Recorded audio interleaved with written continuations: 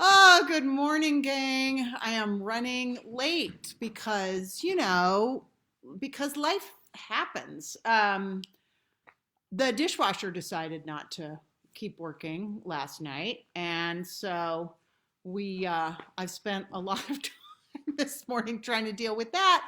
Hey, Catherine, you're more on time than I am today. Um, and there's Kathy Harris and Jennifer Pittman. Good morning, ladies. Um, I did not have time to find you a digital resource today. It was just one of those mornings. But I will say there is, if you go over to my blog, which is, oh yeah, it could be me again, right? Are you tired of me yet? I don't think so. I hope not. Um, anyway, if you go over to my blog, mariebostwick.com/blog, I have a blog today that is about celebrating Easter at home with 10 ideas for ways that you can make this very, very different Easter still a very special celebration. So I hope you um, take advantage of that and go take a look. So mariebostwick.com, and then you just go to the blog, or you could just do mariebostwick.com/blog. All right, we are going to have 3 chapters today because you've been very, very good. No, well, you have been very good, but really I've just scheduled it that way. So we're reading a single thread, and we are starting this morning in chapter 30. We're going to read chapters 30, 31, and 32. All right, are we ready? Chapter 30, Abigail Burgess Wynne. Though Evelyn was still in the hospital, we decided to hold the Quilt Circle meeting as usual on Friday night. We had quite a bit of work to do. The 3 quilts that Cobbled Court was contributing to the Quilt Pig project had to be bound so they could be sent off to the auction by the deadline.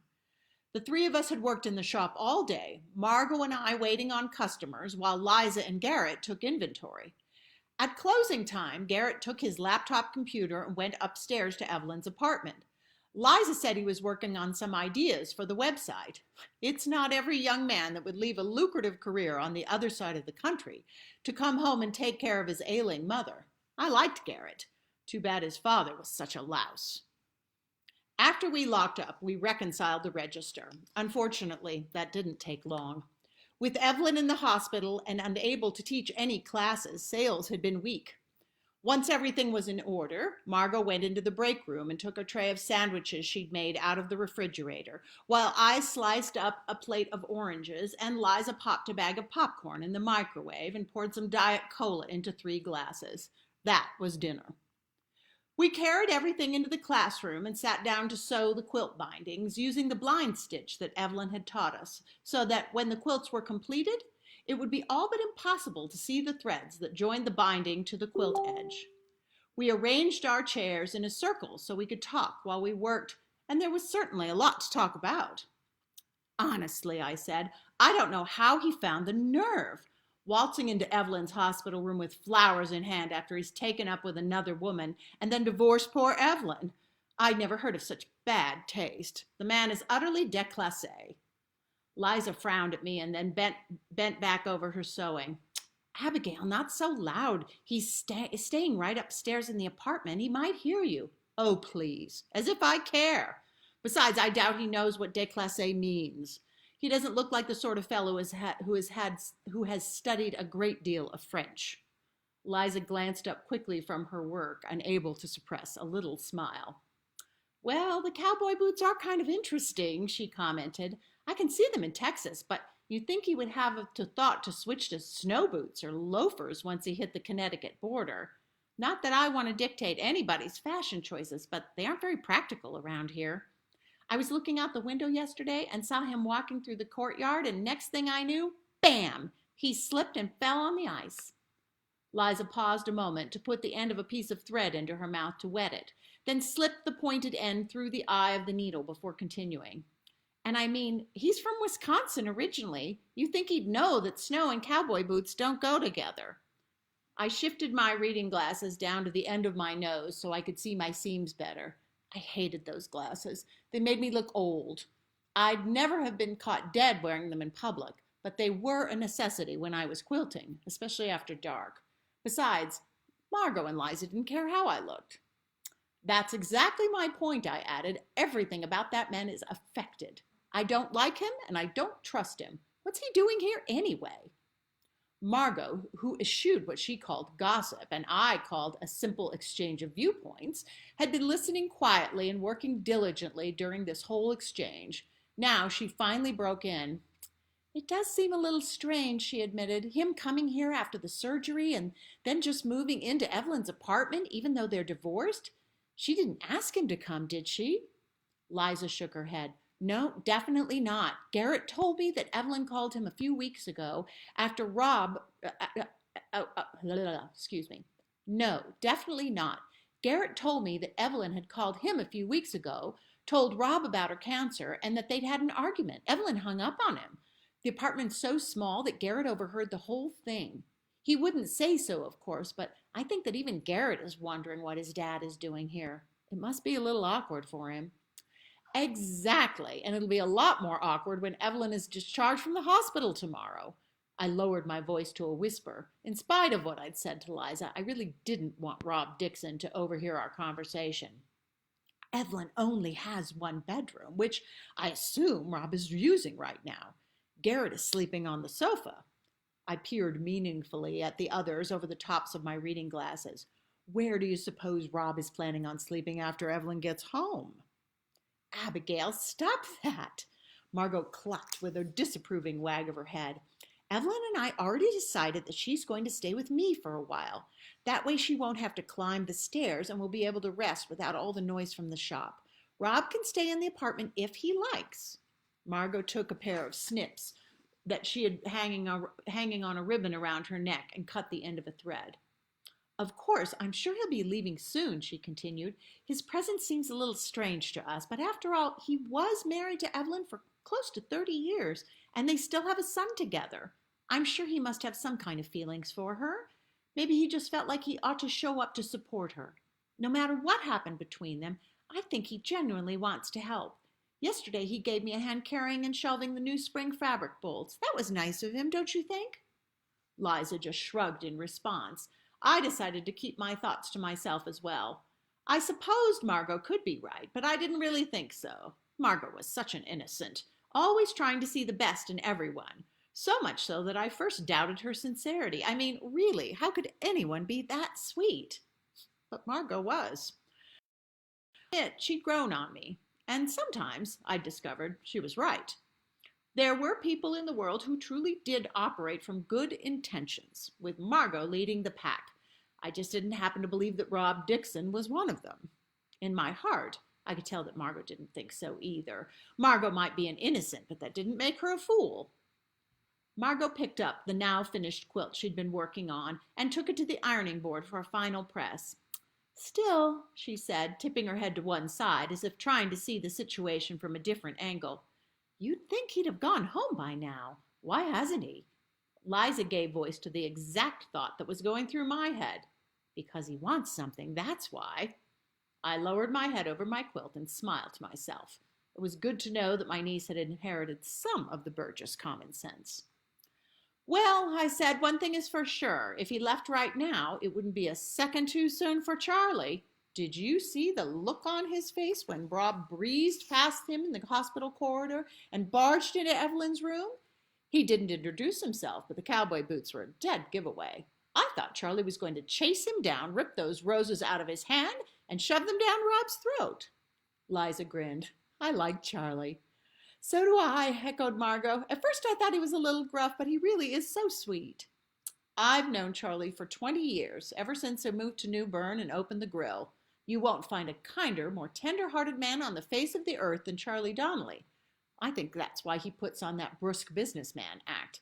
He's afraid that if people knew what a soft-hearted soul he really was, they'd run ragged over him, which, of course, might be true. Did you see that box of crayons? Margot laughed. What man goes to the trouble of finding such a perfect gift?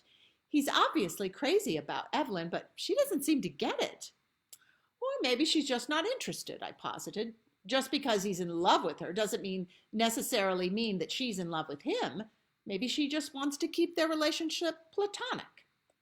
Margot sighed and as she set the hot iron in its holder, and folded the now finished quilt. Well, I can't think of why. If a man showed up at my doorstep with presents and jokes and brought me meals to my bedside so I wouldn't have to eat hospital food, I'd fall in love with him that quick. She snapped her fingers. Why can't I find somebody like Charlie? For that matter, why can't I find anybody at all? What about Tom, the guy who works at the post office? Liza asked. We went to pick up the mail and he gave you a big smile. Then he held up the line for at least 3 minutes chatting you up. The people behind us in line were getting really ticked off. Engaged, Margot said in a flat voice. Men like me. I have all kinds of men friends, but they're either all married or about to get married. Even when I meet a single guy that I think I could go for, they always start telling me their problems with women, and I give them advice, which they follow, and next thing you know, they're engaged too. Margot let out such a disgusted growl that I couldn't keep from chuckling. I'm not kidding, she said. This happened to me 3 times. Men like me, but they never seem to fall in love with me. I'm like everybody's favorite kid's sister. Why is that? Why can't somebody fall in love with me? She wailed. Looking at the shapeless jumper and scuffed flats that Margot was wearing, her colorless lips and eyelashes that had never known the touch of a mascara brush, I had some opinions. Margot was a genuinely pretty woman with an intelligent mind and an endearing personality, but she could definitely use some lessons in the art of female allure. I was about to make a few suggestions, but Liza spoke before I could say anything. Don't be silly, she said. You just haven't found the right man yet. You will. Liza looked to me for support. Isn't that right, Abigail? Yes, I said quickly. Of course. It's just a matter of time. Margot looked doubtful. Well, I hope you're right. I'm going to be 36 years old in a few months. I always figured that by now I'd be married and have children, preferably 2 or 3. You've still got plenty of time, I said. Besides, better to wait for the right man to come along than marry in haste and repent at leisure.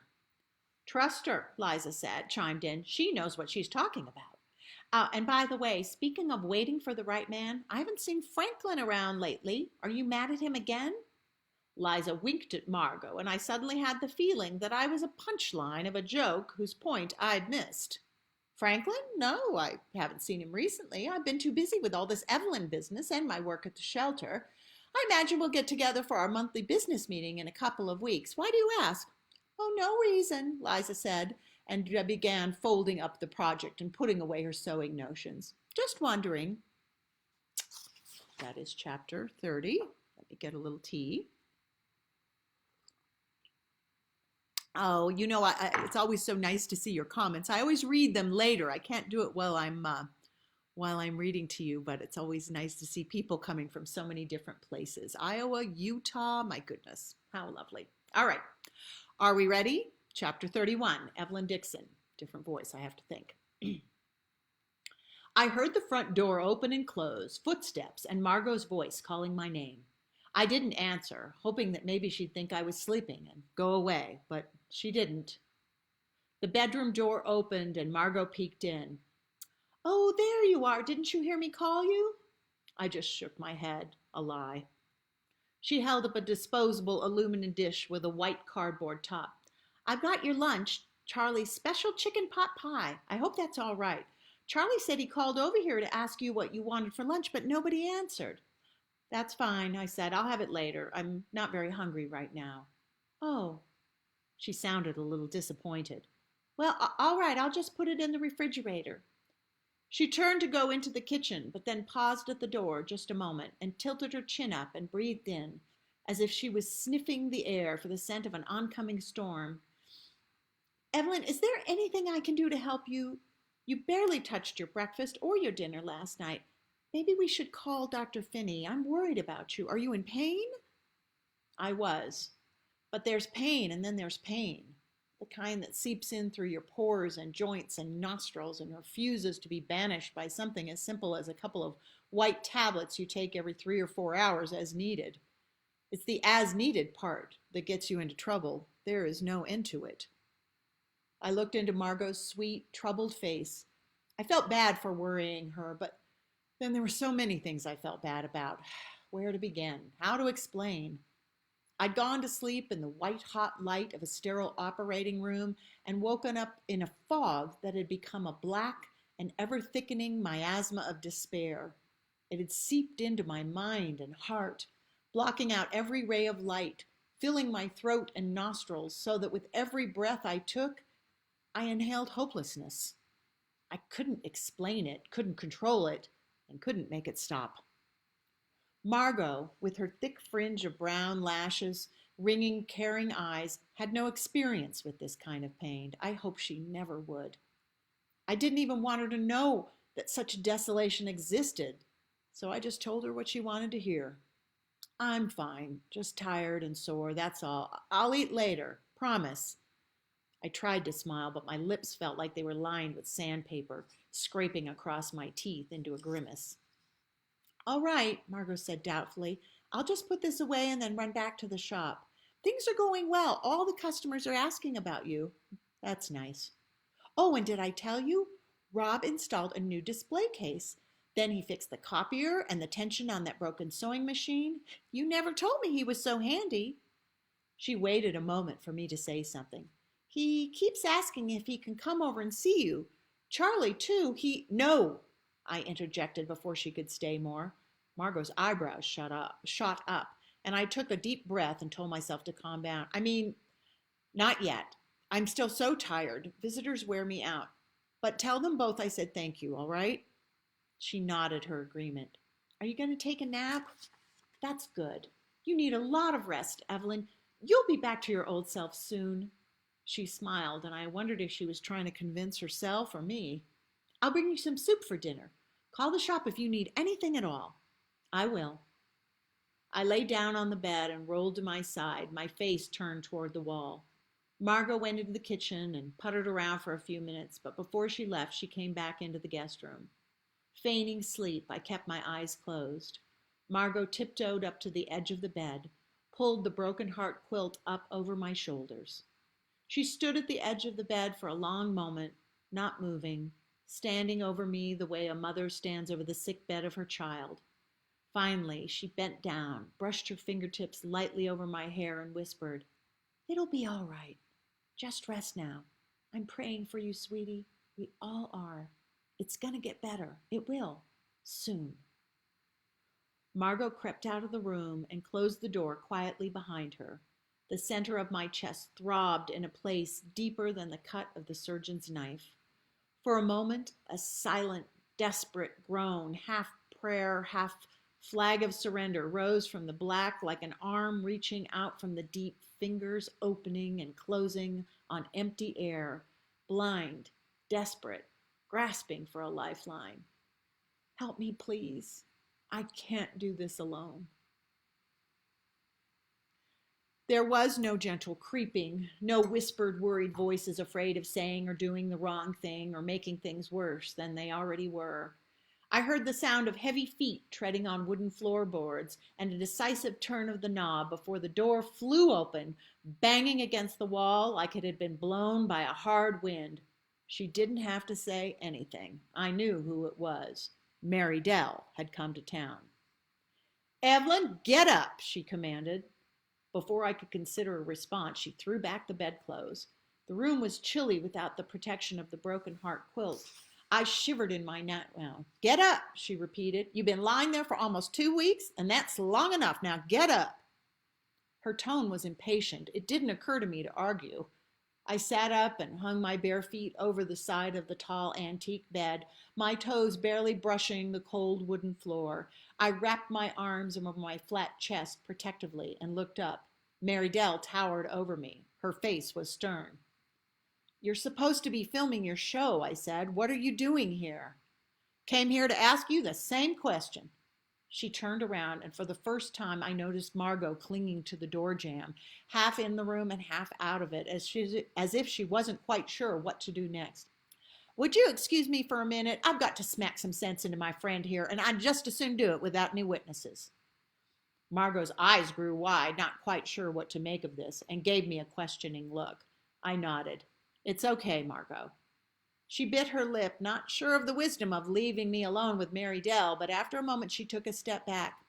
I'll be in the kitchen if you need anything, she said, and shut the door. Mary-Dell waited to hear the sound of receding footsteps and then turned to face me. What is the matter with you? Since you've refused to take my phone calls, I finally called Garrett to see how you were doing, and he told me that you were depressed, feeling sorry for yourself, and that you wouldn't see anybody, wouldn't even get up out of bed. When he told me that, I didn't believe him. That can't be right, I said. No way is my friend Evelyn Dixon lying around having a pity party for herself for 2 weeks. It is simply not possible that Evelyn, a woman who rose up like a phoenix from the ashes of divorce, found the guts to pick up and move to a new state, build a new life, pick up her old dreams where she'd let them lie, and open a quilt shop in spite of the protests and the predictions and the naysayers. There is just no way that a woman with that kind of backbone is going to let her spirit be crushed by cancer. I just refuse to believe it. She shook her head as if even looking around and seeing the evidence of my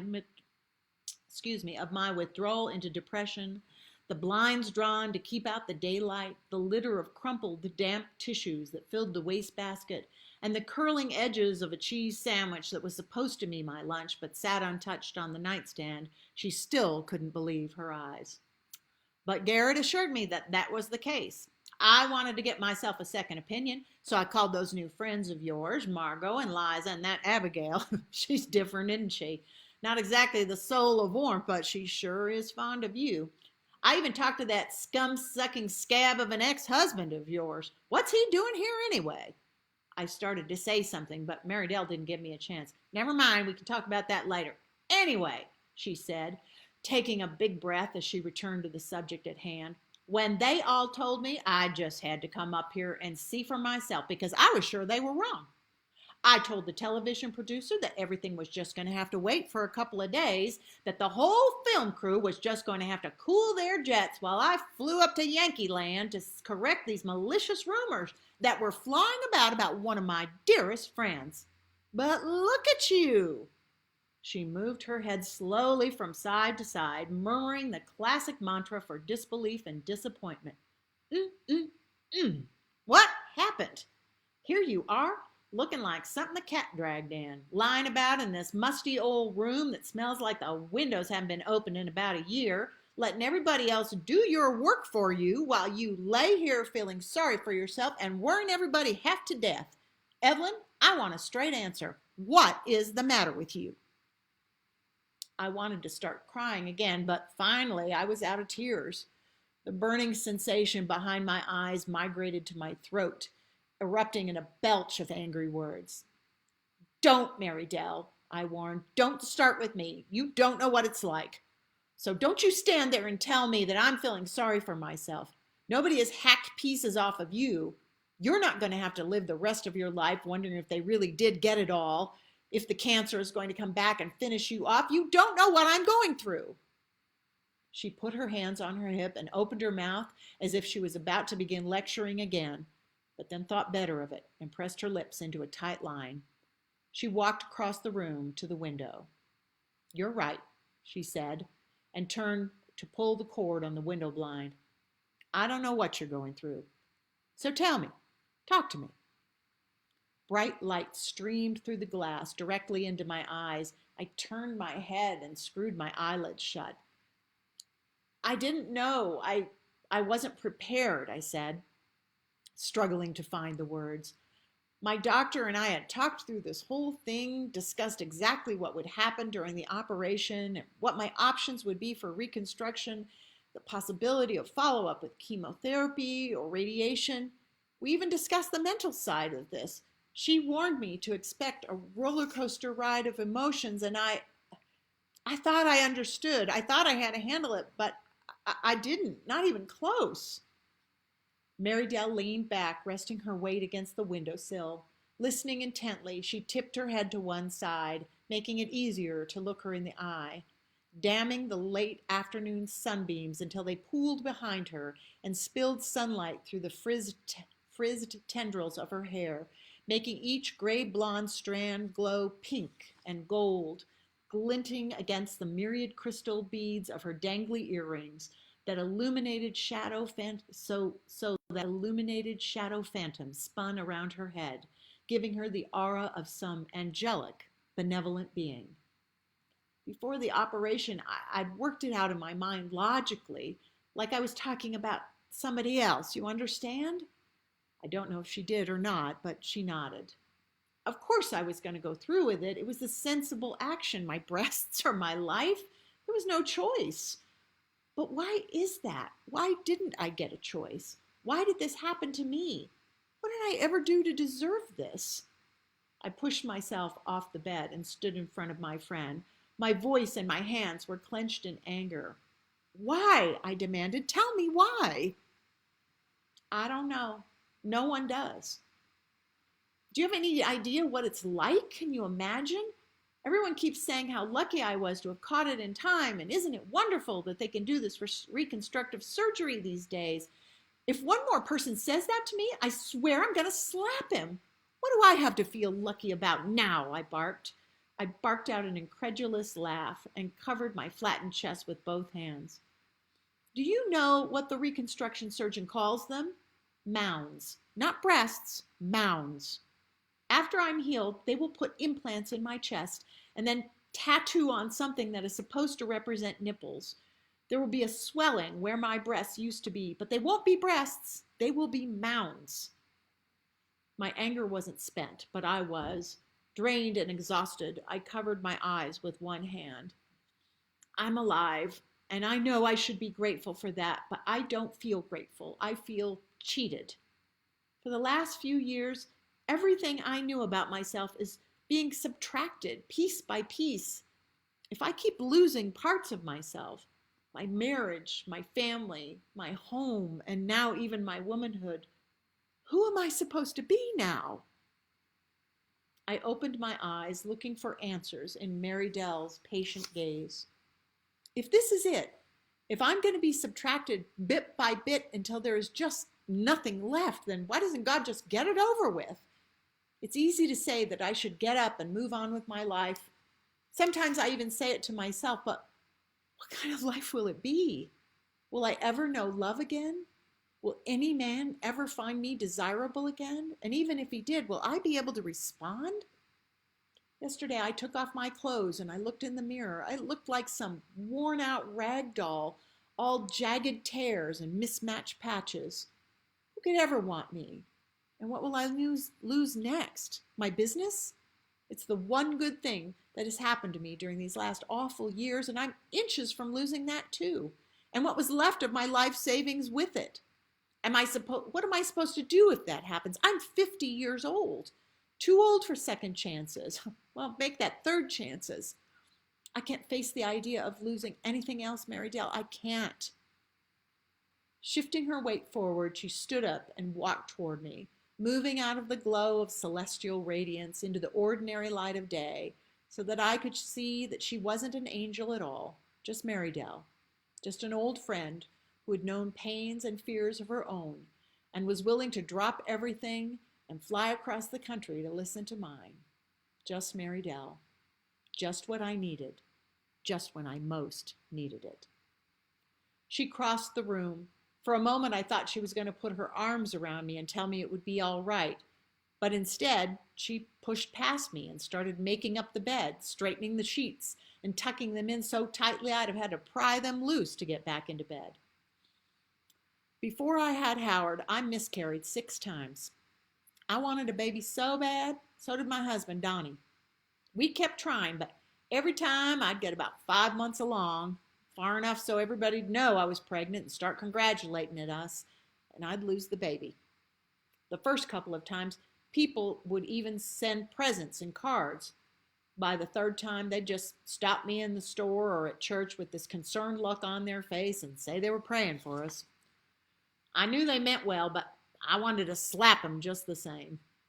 She picked up the broken heart quilt by the edges and gave it a good couple of shakes, sending a luminous flutter of dust motes into the sun-drenched room before laying it on top of the bed.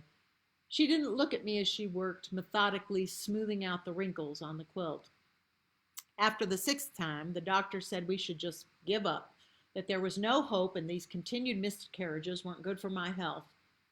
Donnie and I talked it over and decided to listen to the doctors to try adopting instead, but Every time we'd get close to getting a baby, something would happen, and we'd get our hearts broken again.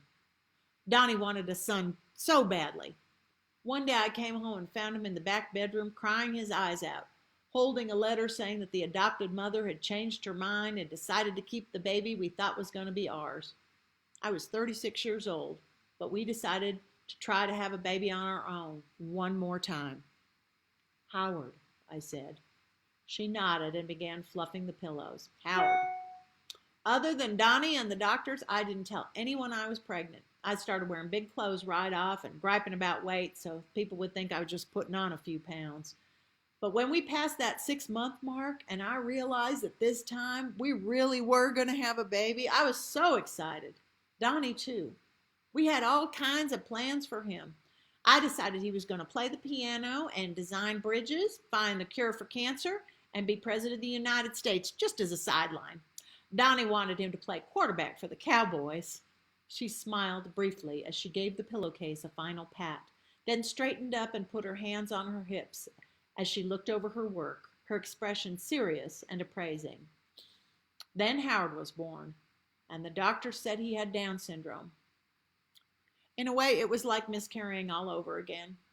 We'd lost the child we'd been expecting, the boy who was supposed to build bridges and call plays in the Super Bowl and fly in Air Force One. That child had never existed except in our imaginations, but we grieved his loss just the same. I sat in the rocking chair in the nursery and sobbed myself dry, and Donnie went out for a quart of milk and never came back. Inside a week, I lost my husband, my marriage, and my dream child. I had no money, no job, and no idea how I was going to raise a child with special needs all by myself. I'd lost so much so fast and was feeling so sorry and so confused about what I'd done to bring this on myself that I couldn't see what I had left. For the longest time, I just sat in that rocking chair and cried. But the thing about Howard is that when he was a baby, he could cry louder than I could. He was not at all worried about the answers to the meaning of life or how unfair everything was. He just wanted something to eat and a clean diaper, and he was not taking no for an answer. So I got up out of the chair. I had to. Howard is great, I whispered. He is. When he was born, the doctor told me he'd never be able to read or tie his own shoes. And now here he is, on the threshold of becoming a television star, and me along with him. And you know that could never have happened if I didn't have Howard. If Howard wasn't picking out the colors and fabrics, I'd have spent my entire life sewing the best constructed, ugliest quilts in Texas. She grinned. And the best part is, Howard doesn't seem to be fazed by any of it. It's like he always knew this was bound to happen, then eventually, and was just waiting for the rest of us to wake up and smell the coffee. Mary-Dell laughed, and I did too. The sound coming from my throat was raspy, and I realized how long it had been since I'd laughed. You know, it might have been nice, having the president for a son, the perfect family, and my husband by my side as our child grew up and grew old, and I grew old. She shrugged. Well, it worked out that way for plenty of folks, and some of them seem pretty happy, and others don't. I used to wonder about that a lot, but after a while, I kind of gave up wondering. There's never an answer to those kinds of questions. She walked to the closed door where a white terry cloth robe was hanging and took it off the hook. If you or I were running things, we'd arrange lives so that it came with a money-back guarantee. But we're not. And probably that's for the best. Maybe I didn't get the life I planned on, but I can tell you now, and I mean it, that if I had the chance to take the life I have, and trade it in for what I thought was best for me then, I'd pass. But I'd never have found that out if I kept my butt glued to that rocker.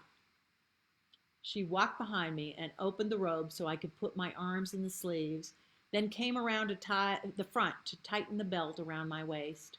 The job done, she looked at me and smiled, that big, wide Mary-Dell smile, big white teeth ringed with bright red lipstick. Like my old granny used to say, when your dreams turn to dust, maybe it's time to vacuum. With tears in my eyes, I laughed and put my arm around my friend's waist as together we walked through the bedroom door. That is chapter 31. Don't you love Mary-Dell? I love Mary-Dell. Everybody needs a Mary-Dell. That's my opinion. All right, are we ready for chapter 32? Let's do this. Chapter 32, Abigail Burgess Wynne. Standing in my dressing room, trying to figure out which of my jackets, the camel or the houndstooth, made me look more like a solid citizen, I paused to marvel that so much could happen in the course of a year. 13 months had passed since the day Judge Goulden's ruling saddled me with an unwelcome and unwilling houseguest. How much had changed since that day, for me and for Liza. We were neither of us the same people. As if to prove my point, Liza walked into my dressing room wearing a navy blue wrap dress with a chunky cobalt and silver bead necklace, high heels with narrow ankle straps tied in a bow, and most astonishing of all, stockings. "How do I look?" she asked, and twirled in a circle, making the skirt of the dress flare. "Reformed, rehabilitated, ready to be released into society?" I stood for a moment, speechless in the face of this transformation. I remembered another day, so long ago, the tap-tap of a pair of heels clambering down the stairs, Susan's breathless excitement, and the shining eyes as she spun in a circle, showing off her first party dress. A face and a voice so like Liza's, wanting to know how she looked. "You look beautiful," I said, and she was. Liza smiled. "I found it in that new boutique that opened around the corner from the grill. I thought I should dress up a little for Judge Goulden." "Good idea." "It's the newest style," Liza reported, running her hands down the sides to smooth the jersey fabric of her skirt. "Just simple and comfortable and modern." "Wonderful," I murmured, deciding there wasn't any point in telling her that's what Diane von Furstenberg had said too when she introduced the wrap dress to the fashion world in 1973.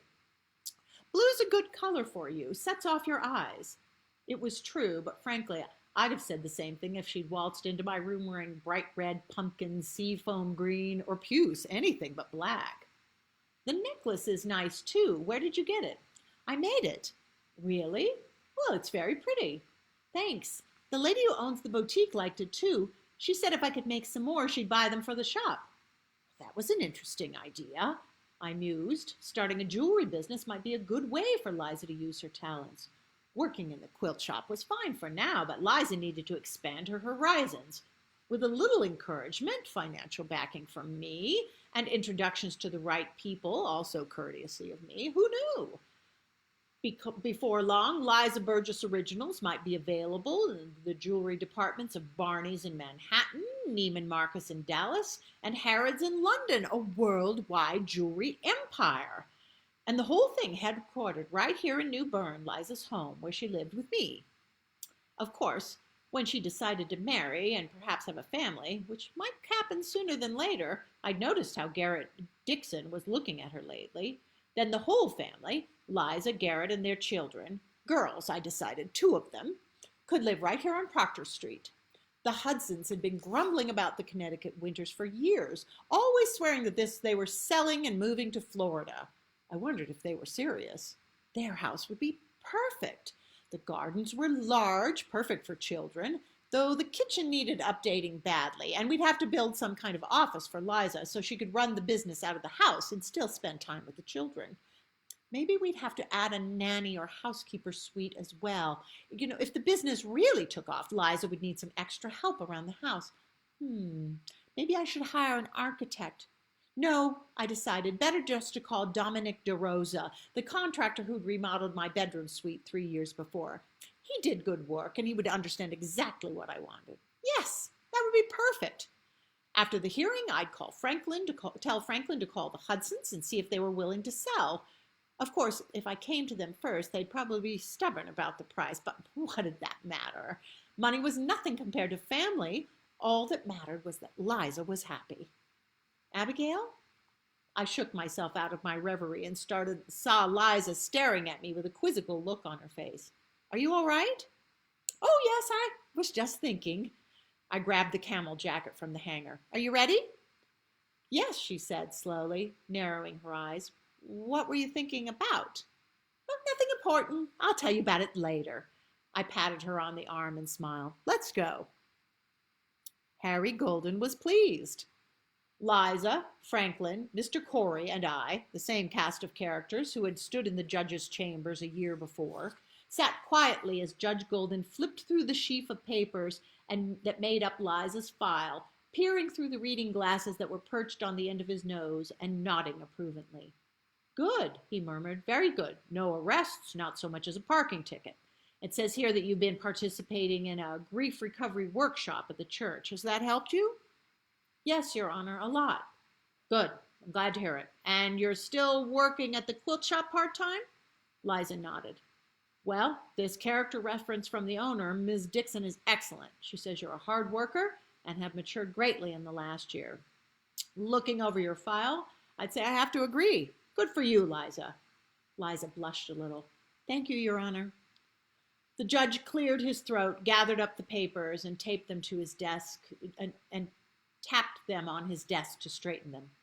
Mr. Corey, he said, peering over the tops of his glasses at the young attorney, I take it that, given Miss Burgess' excellent record during the last year, the district attorney's office will agree wholeheartedly that she can be released on her own recognizance, and that any record of this unfortunate incident can be safely expunged. It's always so much better to resolve these little problems without resorting to unnecessary and unneeded bureaucracy. Don't you agree? It was a statement phrased as a question. The judge had clearly made up his mind. But Mr. Corey still seemed slightly begrudging in his assent. Yes, Your Honor. Excellent, the judge beamed. Very sensible of you. In that case, he picked up his gavel ceremoniously and banged it down once. Miss Burgess, you are free to go. Congratulations. Thank you, Your Honor. You're welcome. Now that you're out from under your aunt's benevolent and watchful eye, do you know what you plan to do with your life? Harry winked at me. I took a step forward, ready to explain the exciting plans I'd made for Liza's future, but Liza spoke first. Yes, sir, I've decided to go back to school. She had? When? She never discussed it with me. But, I protested, so surprised by this revelation that I didn't stop to think about what I was saying. The administration asked you to leave. You can't be thinking of going back to that place. Liza drew her brows together and shot me a look, clearly irritated by my interruption and my impolitic reminder of her past academic failure. No, she hissed, her cheeks flushing.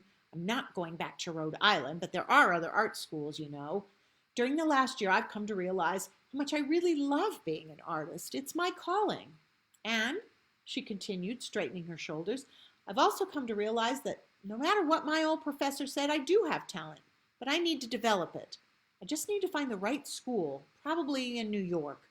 I've been talking to Evelyn, and she says, Evelyn, I shouted, ignoring the elbow that Franklin shoved into my ribs. What does Evelyn have to do with it? Why would you be discussing this with her? Liza tilted her head and looked at me curiously, as if she didn't quite understand the question. Because Evelyn's my friend, and that's why. She knows me and cares about me. She wants me to be happy, just like you do, Abigail. It was raining.